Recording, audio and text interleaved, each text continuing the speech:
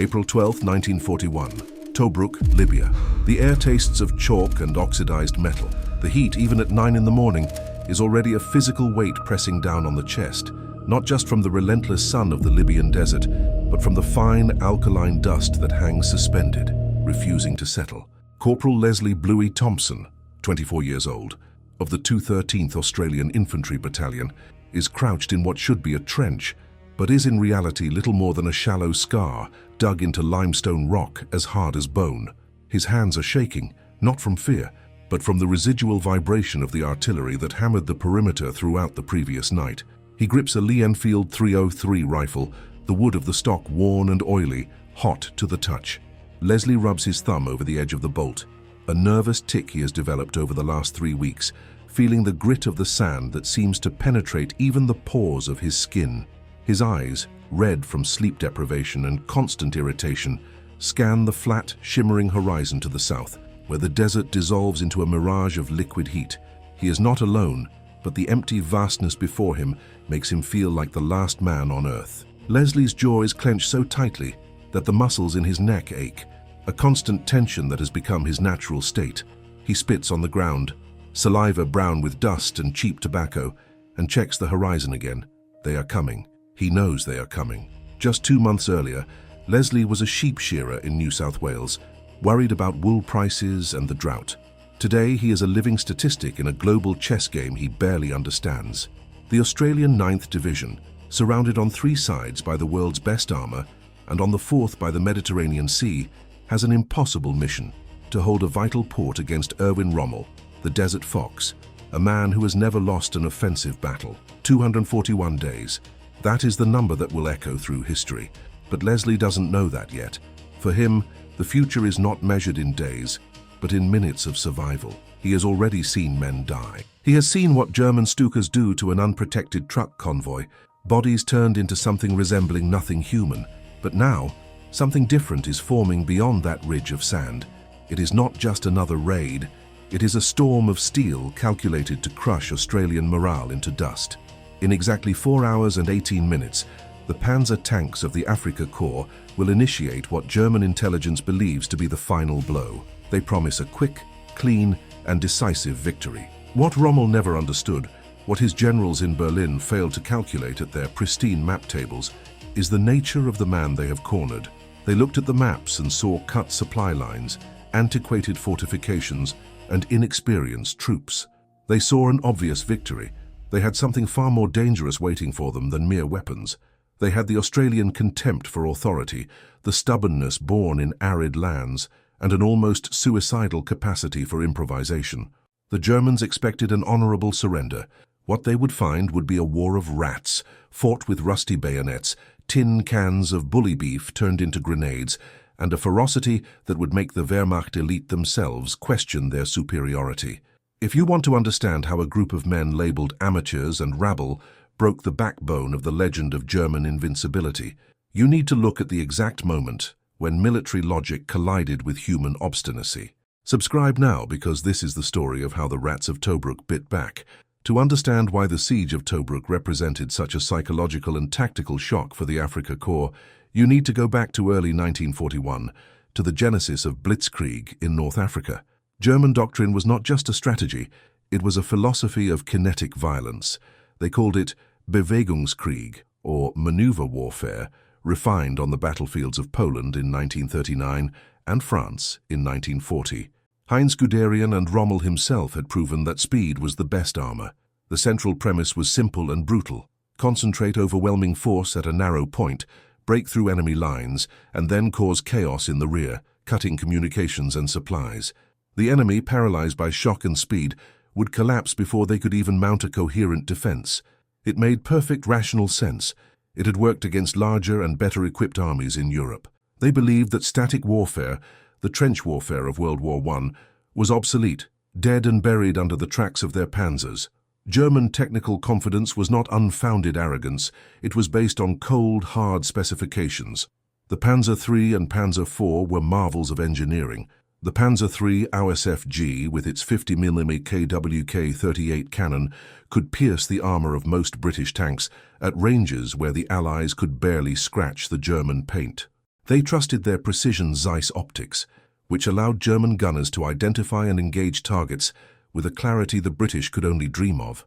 They trusted their radios, installed in every tank, allowing for fluid tactical coordination that contrasted with the flag signals and intermittent radio communications of the Allies. There were precedents: the fall of France in 6 weeks, the annihilation of Soviet armies in the opening months of Operation Barbarossa that would follow, and the initial victories in Africa itself. Rommel had arrived in February 1941 and, within weeks, pushed the British back hundreds of miles, capturing Benghazi and surrounding Tobruk. Captured documents show German officers referring to Allied forces as disorganized and slow. They believed in the superiority of the German warrior, trained for individual initiative within the chaos of battle, against the democratic conscript soldier, seen as soft and dependent on rigid orders. But this was not blind ignorance. The Abwehr, German intelligence, possessed detailed information. They knew the number of divisions in Tobruk. They knew about the water shortage. They knew the anti-aircraft artillery was inadequate. They knew the Australians were using captured Italian weapons because they didn't have their own in sufficient quantity. What they did not capture, what they could not internalize until that fateful April, was the fundamental difference in the psychology of the soldier they faced. They viewed the disobedience and lack of formal discipline of the Australians as weakness. They viewed the lack of saluting officers, the sloppy uniforms, the irreverent attitude as signs of an undisciplined army about to disintegrate under pressure. What they interpreted as chaos was, in fact, a radical form of egalitarianism that made every Australian soldier capable of thinking and acting independently when the chain of command broke. The epistemological failure was catastrophic. They confused formality with efficiency. The Germans prepared for a maneuver battle, where they would flank and encircle. They wasted tons of precious fuel and wear on their vehicles maneuvering in the desert, hoping to lure the Australians out. But the Australians didn't come out. They dug in. And when you dig in the limestone desert, you don't just create a defensive position, you become part of the hostile geology. The Germans brought maneuver maps to a knife fight in a phone booth. They would have needed medieval siege tactics or heavy assault infantry on a scale Rommel did not possess and, frankly, despised. The contempt for static defense blinded them to the lethality of a static defense that refused to act statically. Leslie Bluey Thompson was born on August 14, 1916, in Dubbo, New South Wales, son of Arthur Thompson, a World War I veteran who returned from Gallipoli missing 2 fingers on his left hand and with lungs burned by mustard gas, and of Mary Thompson, a stoic primary school teacher who held the family together with faith and rigid discipline. Leslie was the second of 4 brothers. His older brother, Jack, was already serving in the Merchant Navy. Leslie grew up listening to his father's silence about the war, a silence that screamed louder than any story of heroism. Before putting on the khaki uniform, Leslie was a shearer. It wasn't a job for the weak. It required a back of steel, hands that could hold a 50-kilogram struggling sheep, and the precision of a surgeon not to cut the animal or himself with the sharp shears. He worked 10 hours a day, bent over, sweating liters paid by the head. This gave him a physical endurance that no military training camp could replicate. He dreamed of owning his own sheep station one day, perhaps near Orange, where the land was a little greener. He liked woodworking in his spare time, carving small animals for his nephews, a hobby that required patience and attention to detail, traits that would save his life in Tobruk. But there was a fear in him, a fear he would never admit aloud, the fear of failing his mates, the fear of being the weak link, the fear that cowardice was hereditary, for he had seen his father cry during storms, shaking uncontrollably. Leslie enlisted in May 1940, not out of blind patriotism, but because all his friends were going. It was what one did. Social pressure was a gravitational force. His mother cried silently in the kitchen when he broke the news. His father just looked at him with empty eyes and said, "Keep your head down, son, and never trust a British officer." Leslie's military journey began in Sydney, at the showground, transformed into a recruitment camp. Basic training at Ingleburn was a shock, but not physically. Physically, Leslie was tougher than his instructors. The shock was the submission. Marching, saluting, cleaning buttons.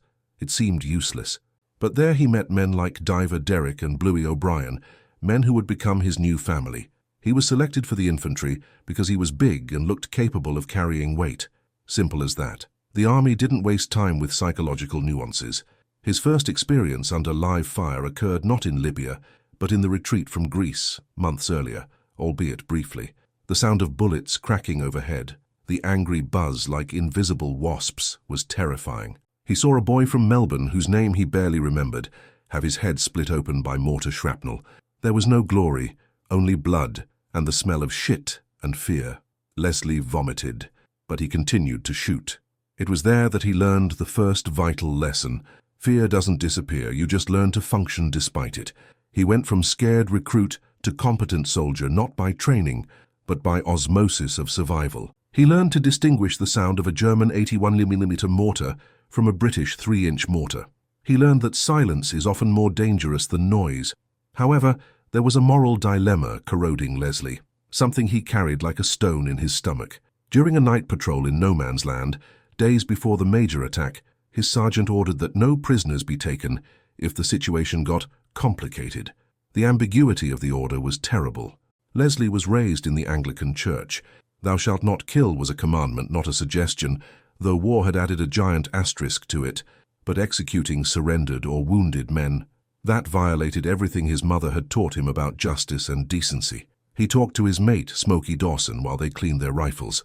"It's them or us, Bluey," Smokey said, not looking him in the eye. "They won't hesitate." "Why should we?" Leslie tried to rationalize. They were Nazis, they were invaders, they were evil.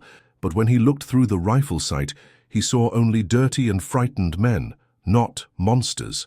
He wrote in his diary, found decades later in an old shoebox, "I feel like I'm losing parts of myself I'll never get back. The sand here sands down not just the skin, but the soul. I hope God understands the difference between murder and duty, because I don't know anymore." This doubt haunted him, but when the battle began, the doubt was pushed into a dark corner of his mind, replaced by the primal instinct for survival. He knew he would soon have to make choices he would live with, or die with, for the rest of his life. The technical innovation the Australians brought to Tobruk was not a new secret superweapon. It was a visceral tactical adaptation of existing tools, officially designated as aggressive defense in depth, but to the soldiers, it was simply making Jerry's life hell. To understand the lethality, one must look at the specifications. The boy's MKY anti-tank rifle, caliber 55 inches, a 16-kilogram monster that kicked like a mule. It fired a 47-gram projectile with a hardened steel core. At 100 yards, it could penetrate 23 millimeters of armor. To the engineers, it was ballistics. To Leslie, it was like trying to stop a rhinoceros with a knitting needle, unless you knew where to aim. The recoil was so violent, it broke the collarbones of men who didn't hold it correctly. The sound was a boom that left ears ringing for hours, blood trickling from the nose due to concussion. But when it hit a Panzer's track or driver's visor, the effect was catastrophic. The steel shattered, sending incandescent fragments into the tank's tight compartment, turning the interior into a meat grinder. It was a hated weapon, heavy and obsolete against the frontal armor of new Panzers. But in the hands of men who waited for the tank to pass and fired at the rear or sides, it was lethal. Another innovation was the use of the 25-pounder artillery, the Ordnance QF 25-pounder, caliber 87.6 millimeter, range 12,000 yards. But the innovation wasn't in the gun, it was in the usage. Australian gunners, ignoring British doctrine of indirect fire, lowered the barrels to fire over open sights or direct fire against attacking tanks. Imagine a field gun used as a giant shotgun. The 20-pound armor-piercing shell left the barrel at 1,700 feet per second. At that speed, the air in front of the projectile was compressed to the point of glowing. The impact on a tank at 600 yards wasn't just penetration, it was pure kinetic energy. A hit could rip the turret off a 20-ton tank, throwing it meters away like a bottle cap. The sound of the impact was a sickly clang that could be heard over the roar of battle, followed by the momentary silence of the crew killed instantly by overpressure. The development of this defensive approach wasn't linear. It began with the arrival of Major General Leslie Morshead in March 1941. Morshead, known as Ming the Merciless, looked at Tobruk's 45-kilometer perimeter and saw a disaster. The original Italian defenses were shallow ditches and poorly positioned concrete pillboxes. The first failed test was the initial attempt to defend only the outer red line. It was too long, too porous. German patrols infiltrated at night. Men died in useless skirmishes. Morshead, a World War I veteran who despised passivity, ordered a radical change. Instead of just sitting and waiting, Australians would patrol no man's land aggressively every night. The concept was to dominate the ground in front of the lines, not just behind them.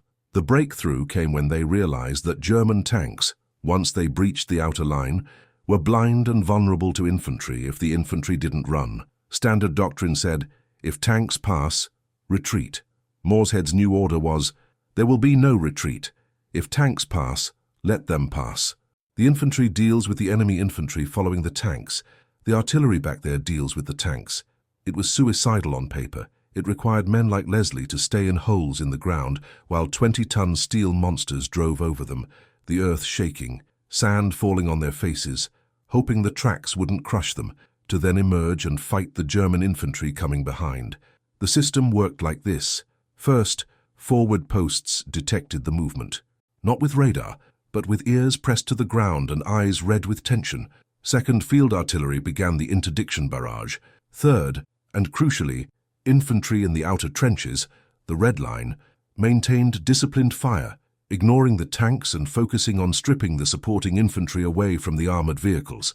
A tank without infantry is blind and deaf. Fourth, the isolated tanks entered the killing zone, where 25-pounders and 2-pounder anti-tank guns, camouflaged and waiting in deadly silence, opened fire at point-blank range. Fifth, sappers counterattacked immobilized tanks with magnetic mines and Molotov cocktails. This wasn't the clean war of maneuver Rommel wanted.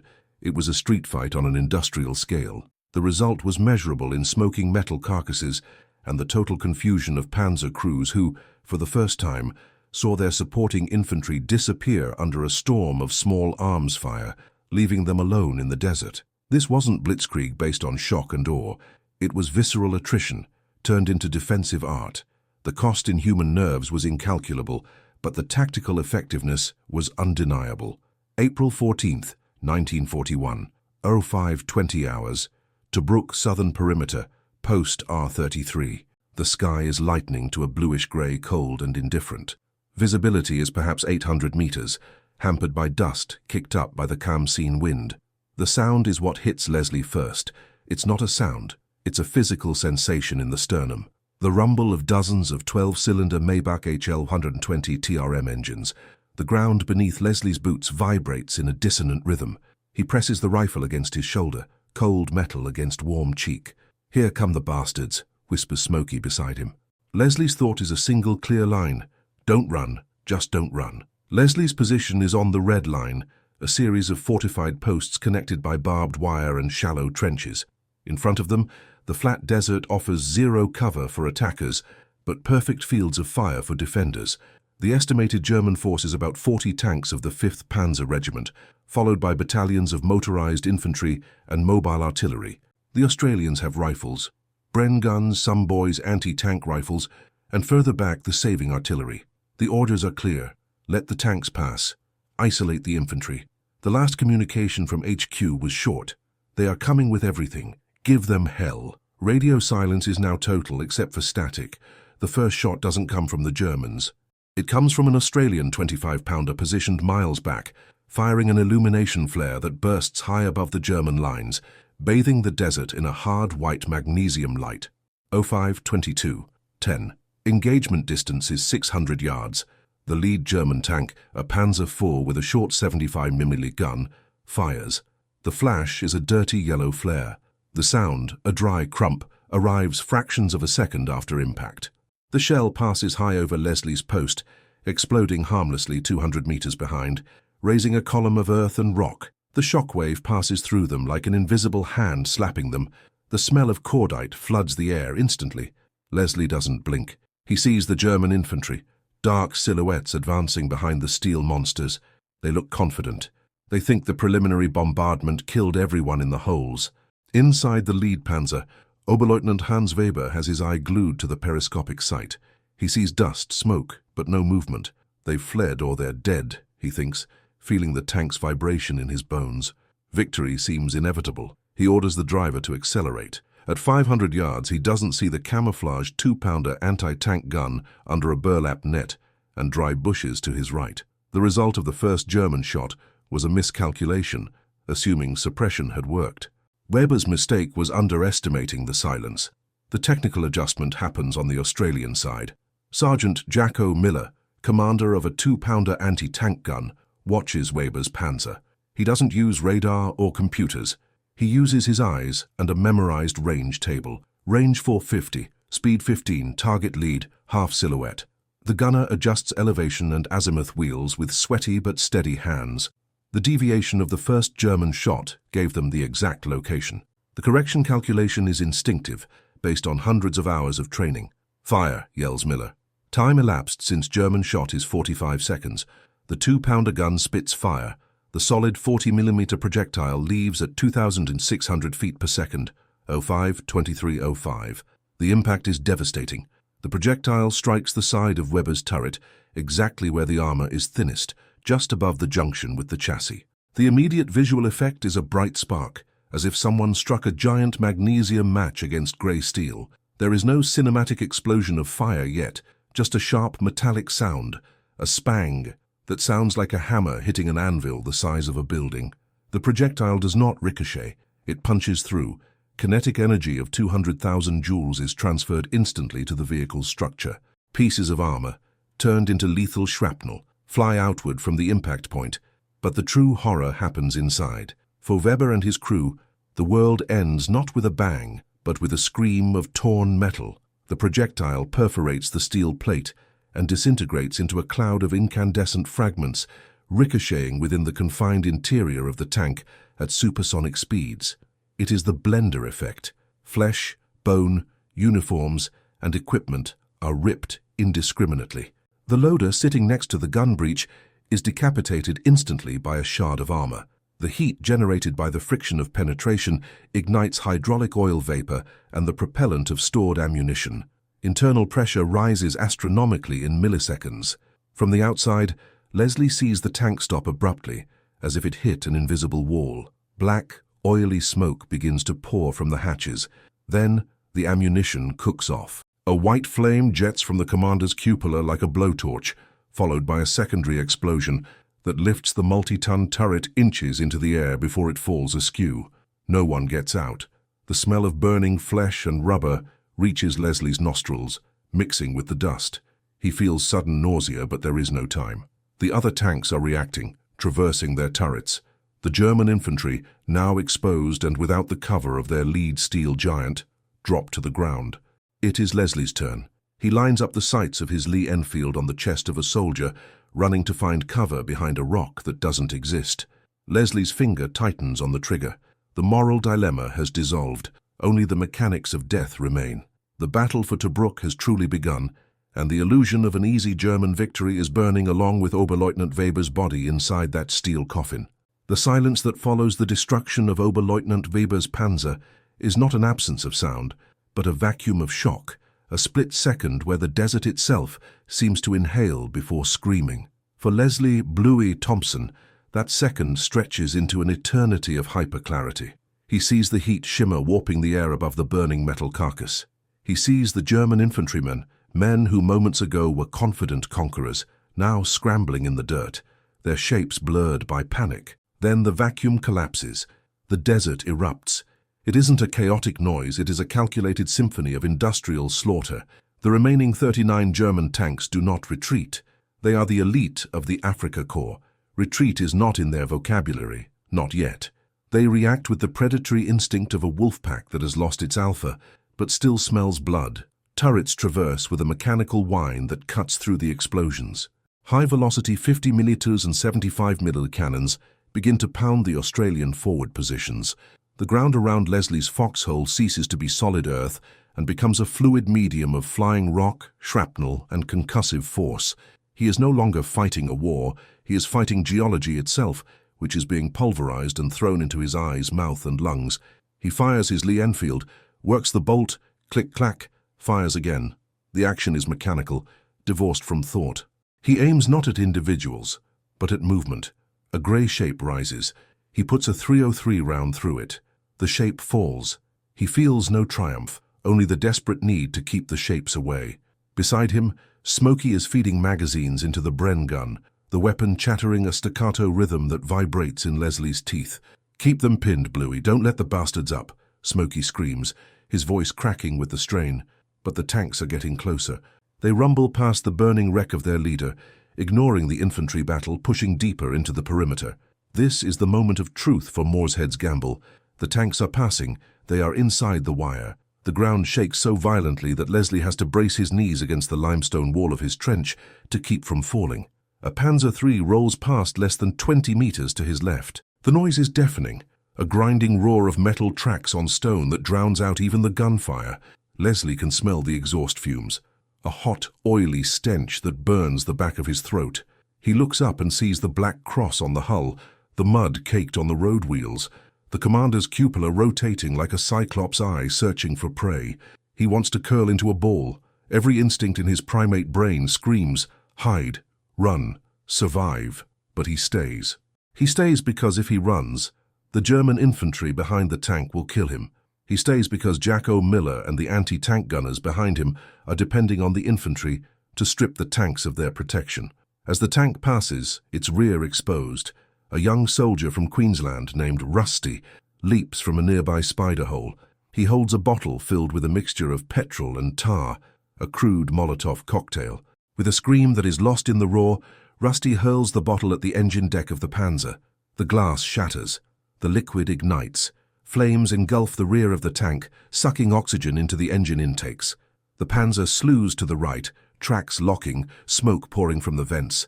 It doesn't explode, but it stops. It is a dead iron beast, but there are too many of them. The German armor pushes through the first line, then the second. They are breaking into the open ground behind the perimeter, exactly where they want to be, or so they think. What they are actually doing is driving into the kill box. Waiting for them are the 1st Royal Horse Artillery. These are British gunners, professionals who view artillery as a science, now fighting alongside the Australian rabble they once looked down upon.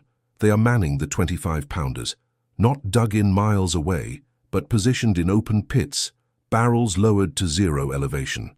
Major General Mooreshead didn't just tell them to stop the tanks, he told them to kill them. At 8 a.m., the leading German tanks, now numbering about 20, crest a small rise 2 miles inside the perimeter. They see open desert ahead toward the harbour. They think they have broken through. Then the horizon flashes. 12 25-pounders fire simultaneously. The range is less than 1,000 yards. The air is torn apart. This is not indirect fire. This is a firing squad. The first volley hits 3 tanks. One turret is blown clean off, spinning in the air like a discarded toy. Another tank takes a direct hit to the glacis plate, the shell cracking the armor and spalling lethal fragments inside, killing the driver and radio operator instantly. The third tank loses a track and spins wildly, exposing its side to a second volley. The German commanders are stunned. This is not supposed to happen. Artillery is supposed to be soft, vulnerable, something to be overrun. Instead, they are facing a wall of high-velocity fire that they cannot suppress. Chaos ensues. The German formation breaks. Individual tank commanders, realizing they are in a trap, try to maneuver, but the dust and smoke blind them. They collide with each other. They drive into minefields laid the night before by Australian sappers working in darkness. And all the while, the infantry back at the perimeter, Leslie and his mates, are holding the line against the German foot soldiers. The separation is complete. The tanks are alone, blind and dying. The infantry is pinned, leaderless and dying. The blitzkrieg has been surgically dissected, its heart cut out while it was still beating. Inside the chaos of the German retreat, there is a specific moment of realization for General Erwin Rommel. He is not at the front, but observing from a command vehicle miles away. He hears the frantic radio reports. Heavy resistance, point-blank artillery fire, infantry separated. He slams his fist against the map table. This was supposed to be a walkthrough. He is furious, but beneath the fury, there is a cold seed of doubt. He is watching his invincible division being chewed up by men he called amateurs. The irony is bitter. He, the master of improvisation, is being beaten by an army that improvises better. He orders a withdrawal, but it is too late for many. The desert floor is littered with burning tanks, their black smoke columns rising like funeral pyres, marking the death of a myth. Back at post R33, the battle has shifted from terror to a grim, grinding endurance.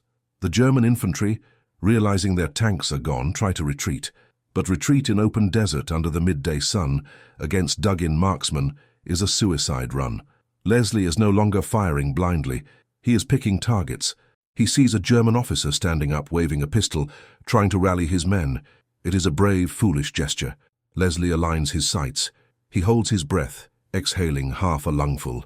The world narrows down to the tip of the foresight and the officer's tunic. Squeeze. The rifle kicks. The officer drops. Leslie feels nothing. The nausea is gone, replaced by a numbness that scares him more than the fear did. Is this what it means to be a soldier? To turn off the part of you that recognizes the humanity in another man? He looks at his hands. They are black, with grime and powder residue. They look like the hands of a stranger. Beside him, Smokey is bandaging a shrapnel wound on his arm, gritting his teeth against the pain. "We stopped 'em, Bluey," he grunts.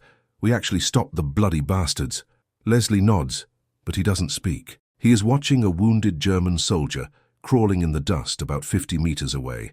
The man is dragging his legs, crying out for water in a language Leslie doesn't understand, but the tone is universal. It is the sound of a boy wanting his mother. Leslie reaches for his canteen. It is half full of warm, metallic-tasting water. He looks at the German. He looks at Smokey. He looks at the water. It is the most precious substance on earth right now. Giving it to an enemy seems insane, but Leslie cannot watch the man die like that. He crawls out of the trench. "Bluey, what the hell are you doing?" Smokey hisses. "Get back here." Leslie ignores him. He crawls on his belly, keeping low, the sharp rocks cutting his knees and elbows. Bullets still snap occasionally overhead, stragglers firing blindly. He reaches the German. The boy, he can't be more than 19, looks up at him with eyes wide with terror. He expects a bayonet. Leslie unscrews the canteen and holds it to the boy's cracked lips. The German drinks greedily, water spilling down his chin, mixing with the dust and blood on his uniform. He looks at Leslie, and for a second, there is no war. Just two young men in a hellhole, sharing water. "Danke," the boy whispers. Leslie nods and crawls back. He doesn't tell Smokey about the look in the boy's eyes.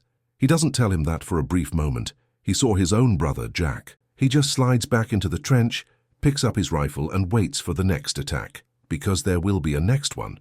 Rommel doesn't give up, and neither do rats.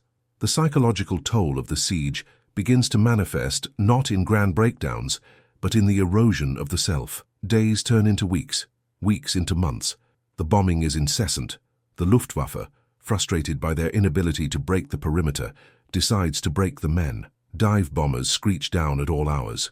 Artillery shells land randomly, denying sleep.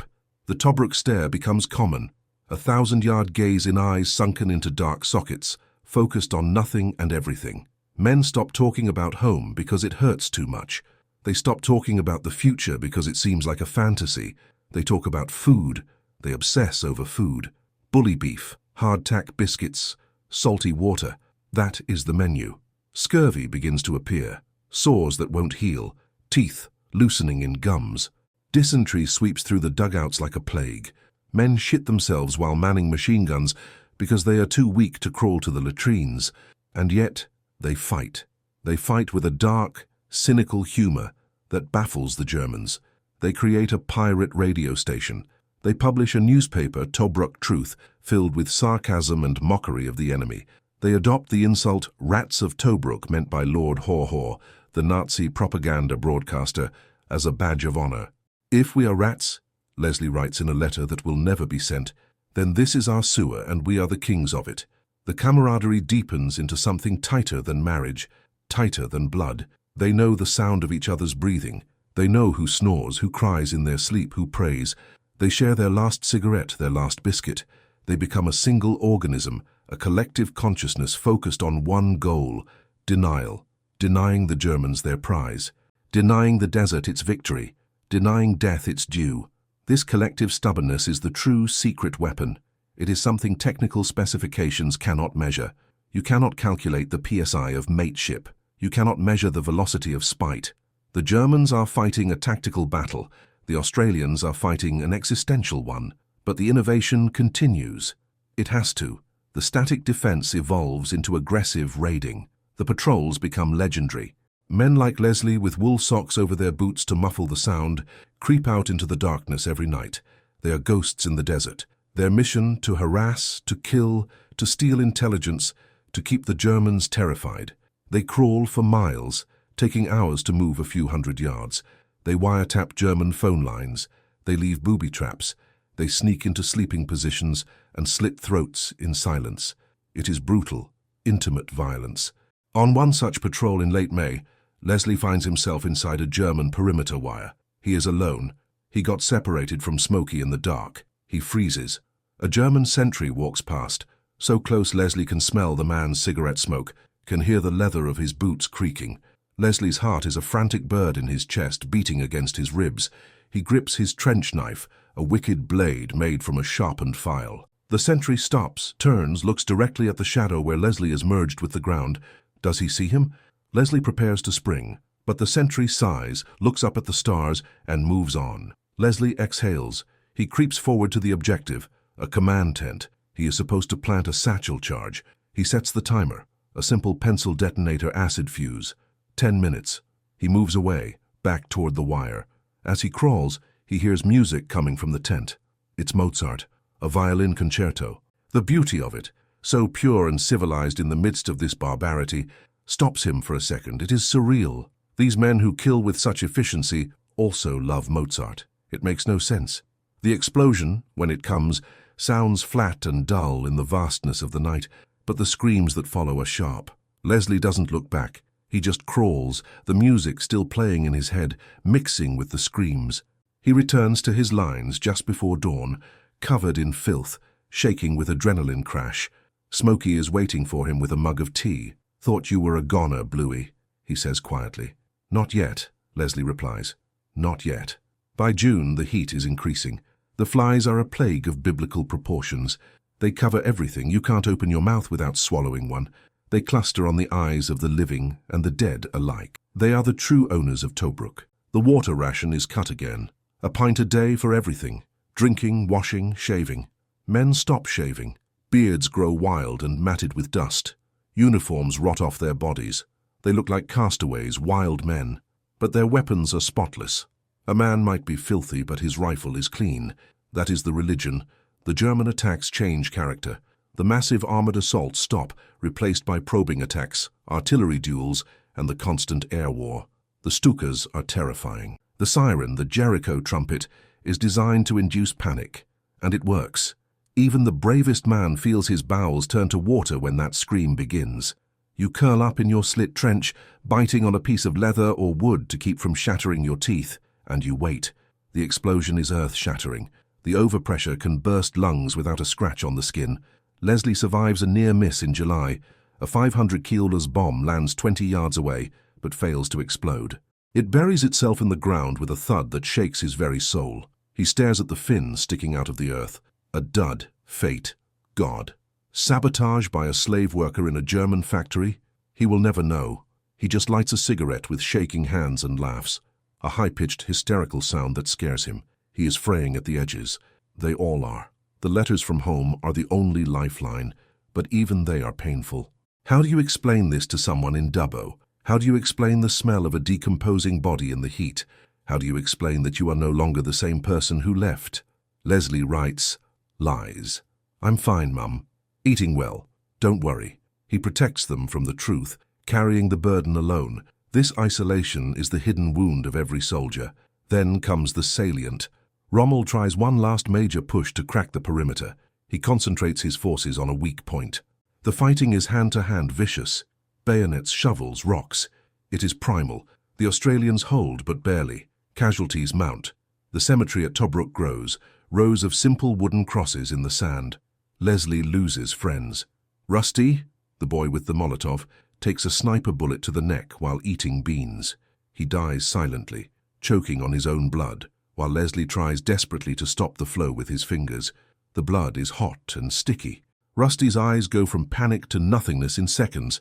Leslie sits there for a long time after the medics take the body away, staring at his red hands. He doesn't wash them immediately. Water is too precious.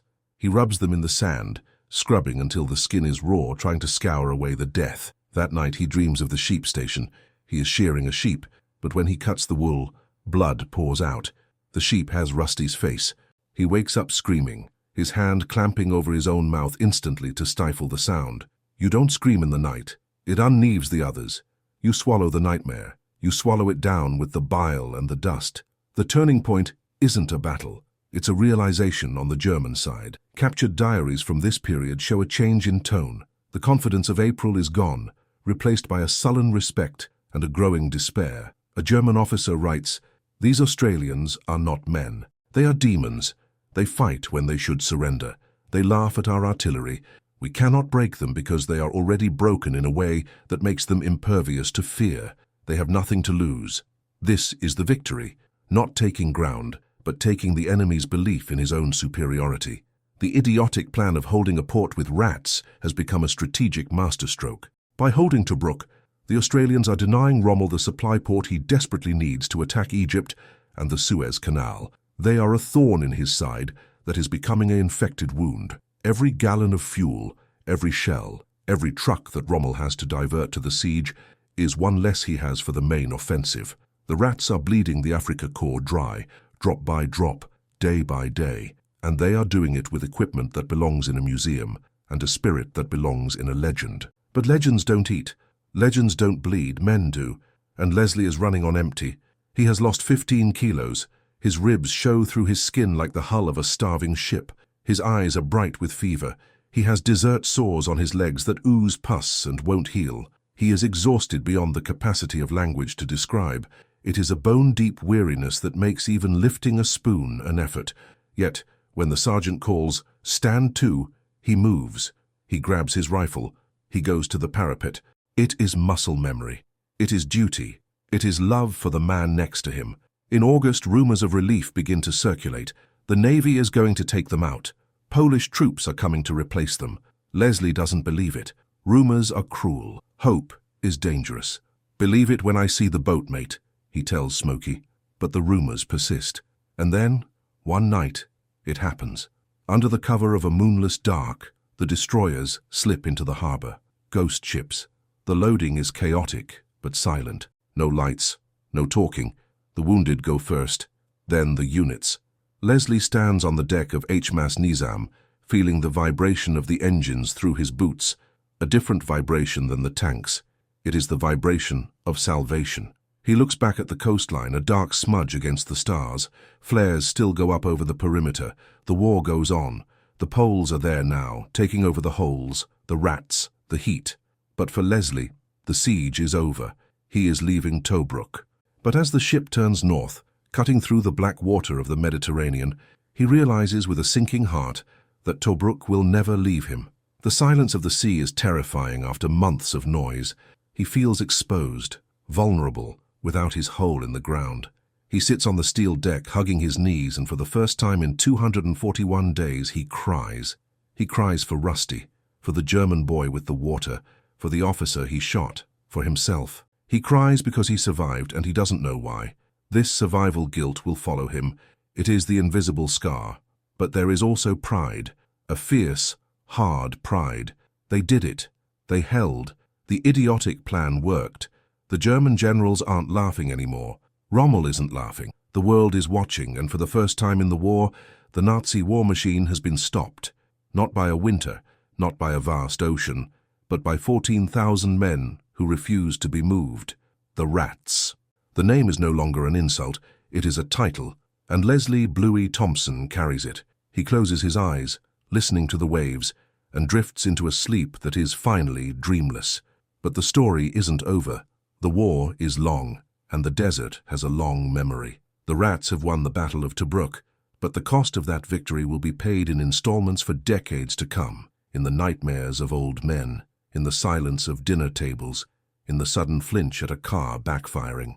The siege has ended, but the walls remain, built now not of sand and stone, but of trauma and memory.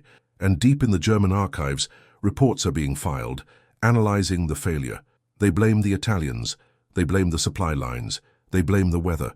They blame everything except the truth, that they were beaten by the human spirit of men they deemed inferior. This is the ultimate irony.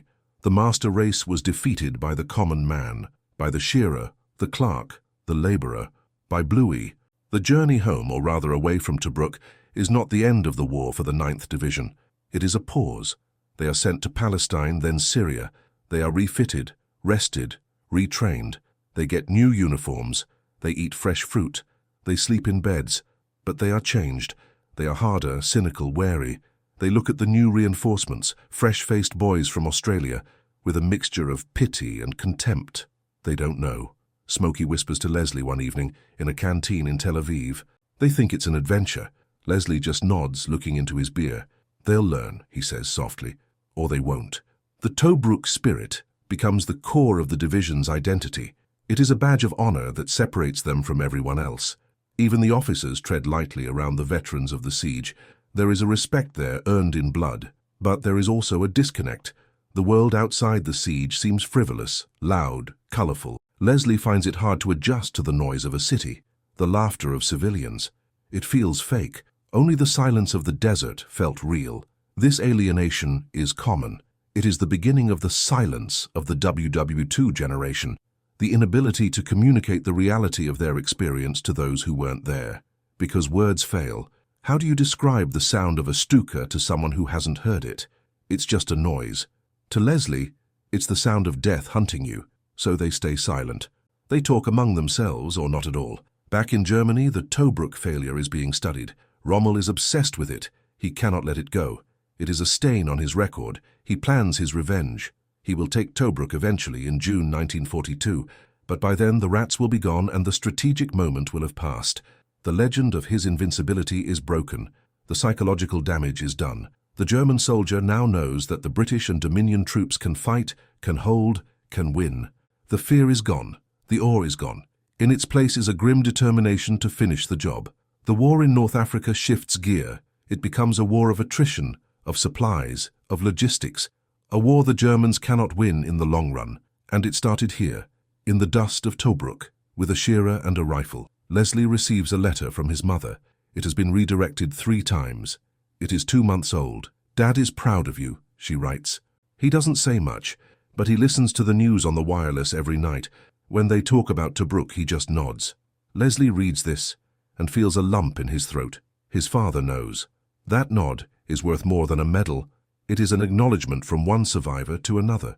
"Welcome to the club," it says, "the club of men who have seen the edge of the world." Leslie folds the letter carefully and puts it in his pocket next to his paybook. It is an anchor, a reminder of who he was, who he might be again if he survives the next round, because there is always a next round. The war is a hungry beast, and it is not yet full. The rats of Tobruk have escaped the trap, but they are still in the cage of the war, and the most brutal battles are yet to come. Alamein is waiting, and the Pacific is calling.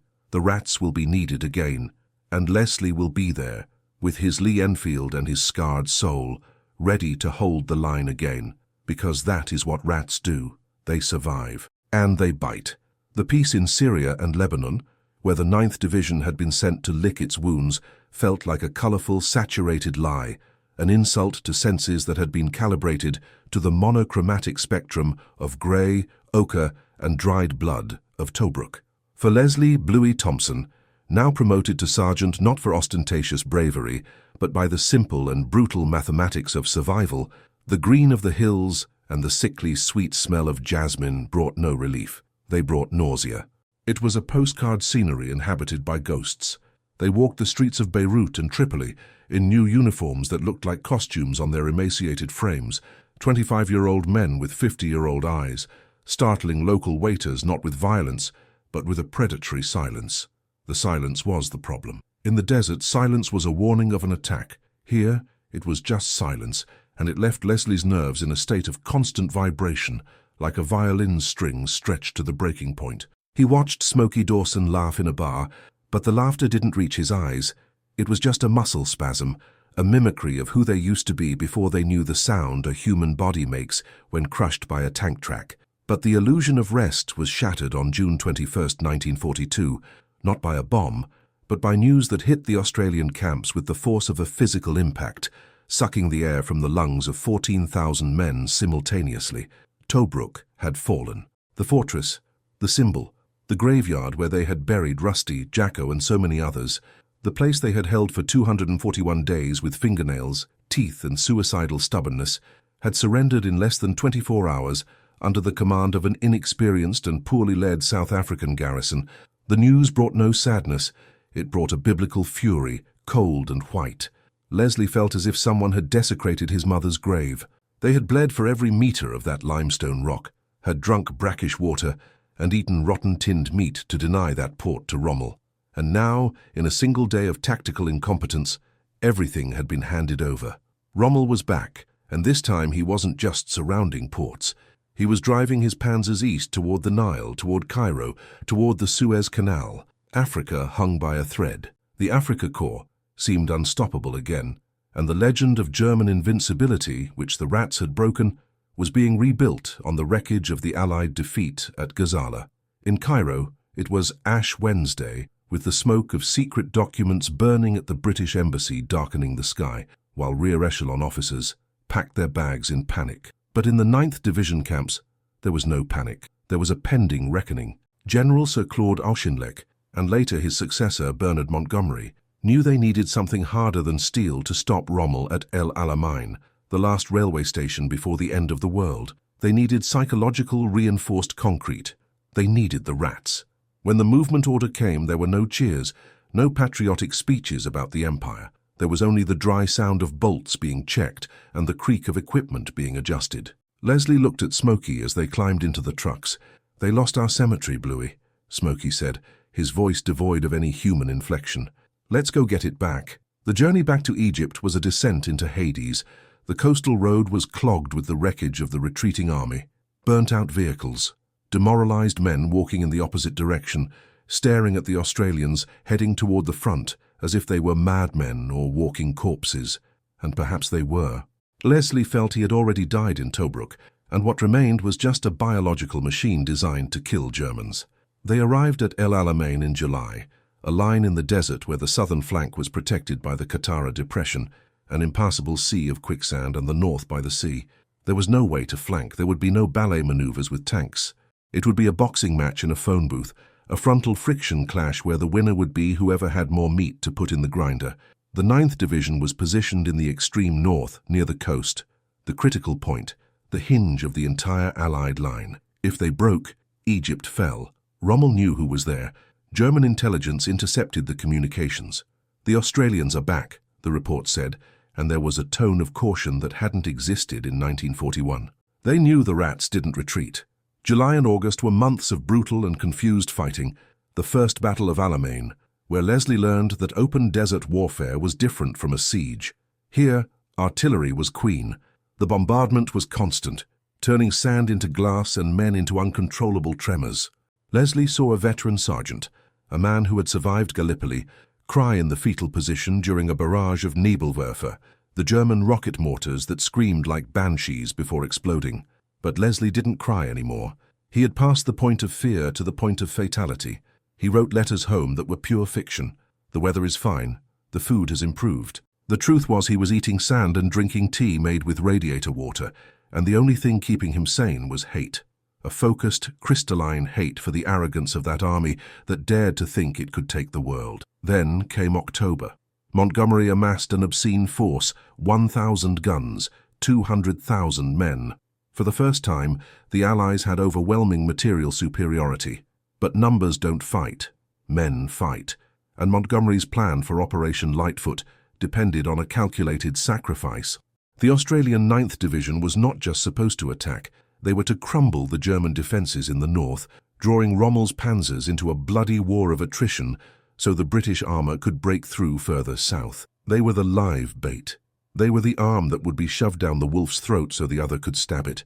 On the night of October 23, 1942, the desert was strangely cold under a full moon that illuminated the flat, mined terrain ahead, Rommel's Devil's Garden. Leslie lay in the sand, 50 meters from the start line. He checked his watch. 21:39, 21 minutes to the end of the world. Beside him, new reinforcements. Boys from Perth and Adelaide, who had never heard a shot fired in anger, shook visibly. Leslie didn't say, "It's going to be okay." He said, "Follow me and don't stop. If you stop, you die." At 21:40, the horizon behind them dissolved into light. The Alamein barrage wasn't a sound. It was atmospheric pressure. 1,000 guns firing simultaneously created a vacuum and then a shockwave that made eardrums bleed even when protected with cotton. The ground shook like jelly. Ahead, the German lines simply disappeared under a curtain of fire and dust. It seemed impossible that anyone could survive that, but they survived. When the barrage lifted forward at 22 km, and the bagpipes, yes, bagpipes, an absurd and medieval touch in the middle of mechanized warfare, began to play Waltzing Matilda, Leslie stood up. "Forward!" he screamed, but didn't hear his own voice. They walked into the smoke. Entering the minefield was like walking into a slaughterhouse blindfolded. The S-mines, the bouncing Bettys, jumped to waist height before exploding, spraying hundreds of steel balls. Leslie saw a corporal to his right disappear in a pink cloud. 1 second he was there, running. The next he was just a wet mist and empty boots. But they continued. They had to take point 29, an insignificant rise on the map that dominated the northern sector. German and Italian infantry emerged from their deep holes, stunned, bleeding from the ears, but fighting with the desperation of those defending their own lives. Combat instantly degraded from the tactical to the primal. There were no battle lines, just groups of men stumbling in the smoke, stabbing shadows, shooting at point-blank range. Leslie found himself in a German trench, using his bayonet like a pickaxe, the rifle acting as a spear. He felt the resistance of bone and tissue, the smell of foreign sweat and gunpowder. He shot a man in the face who was trying to arm a grenade. The man fell backward, the grenade exploding under his body, muffled by flesh, a dull thud that threw Leslie against the trench wall. He wiped the blood, not his own, from his eyes, and kept going. They took point 29 by morning, but taking was the easy part. Holding was the nightmare. Rommel, realizing the threat to his northern flank, did exactly what Montgomery predicted and what Leslie feared. He threw everything he had at the Australians. Over the next few days, the 9th Division became the lightning rod for the entire Afrika Korps. They were attacked by tanks, by infantry, by Stukas, by heavy artillery. Point 29 became a lunar landscape of overlapping craters. Leslie didn't sleep for 72 hours. Water ran out. Ammunition was low. They used captured German weapons, ate German rations found on bodies. They were living inside the enemy war machine, lethal parasites refusing to be dislodged.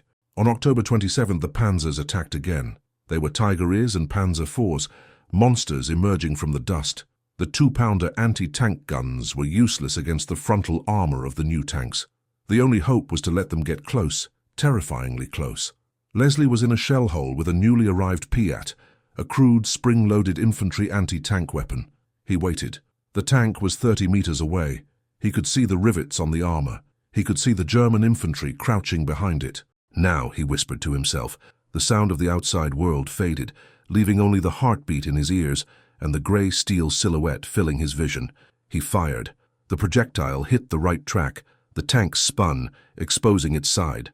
"Smokey now!" Leslie screamed. Smokey with a Bren gun opened fire on the exposed infantry, mowing them down like ripe wheat. But another tank turned its turret toward them. Leslie saw the black hole of the 88mm cannon looking directly into his soul. There was no time to reload. There was no time to pray. There was only the absolute icy certainty that luck, that coin he had been flipping every day since 1941, had finally landed on the wrong side. The flash of the shot was the last thing he saw before the world transformed into darkness and absolute pain, a sudden and violent silence that swallowed the battle, the desert, and the memory of who he had been.